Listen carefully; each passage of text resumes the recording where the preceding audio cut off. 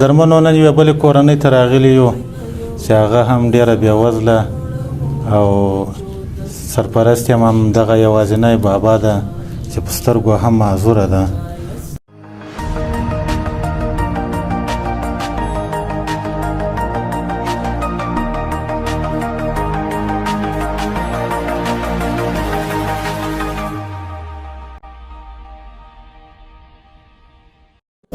خیره بنسټ قدرمنو مسؤلینو ته وړاندې کوو الله تعالی دې وکړي چې روغ جوړ او د صحت په جامو کې به یاست. قدرمنو نن یوې بلې کورنۍ ته راغلي یو چې هغه هم ډېره بېوزله او سرپرست یې هم همدغه یوازینی بابا ده چې په سترګو هم معذوره ده. نو د قرهباغ غزني ولایت د قرهباغ ولسوالۍ د مشکي کلي ته راغلي یو او له دې حاجي بابا سره ناست یو. بابا تاسې نوم معرفي کړئ. منظور احمد نومیږي. منظور احمد نومیږي. څه کار کوي؟ غریبي دي؟ کارګري کار لاسته راځي کارګري کوم چې نه یې حضرتې بېکاره یو نو څه وکړو. ښه کار مار غریبي دغه روزانه کوي؟ روزانه کوم. ښه نور کارونه نشته اوس نو څه وکړو. ښه اوس دا د کور دغه ماسر یم زه یم. ښه کور مس یا سرپرست دی. ښه سترګې دې هم دغه دي؟ دا سترګې مې چې دا درې څلور کاله کېږي چې کاندیده شوي دي.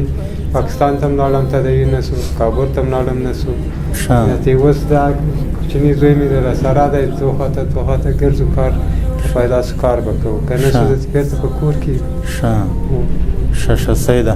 نو قدرمنو دغه کس چې ده تاسې خپله وینئ او دغه زوی هم ده دغه څه تکلیف د اعصابو لري او مشکل لري او له ده سره دلته راځي په دغه ځای کې کار کوي هغه هم د بیلچې او د کولنګ.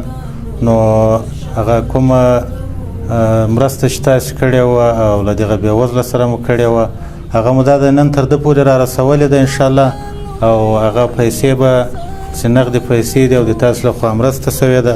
حاجي صاحب محترمه د خدمت خیریه بنسټ له طرفه د تاسو سره 10,000 افغانۍ نغدي کومک شوی ده. نو تاسو به دعاګانې کوئ او آینده کې به انشاءالله تعالی اوس دغسې بېوزلو خلکو سره موږ خپله همکاري جاري ساتو. صحیح ده؟ 2 3 4 5 6 7 8 9 10 دغه 10,000 افغانۍ دي د تاسو سره کومک توفیق ورکړي له موږ سره له مسکینانو سره همیشه کومک دې وکړي. خدای دې انشاءالله اوس دعاګانې به کوئ په آینده کې؟ صحیح ده؟ دعاګانې کوئ.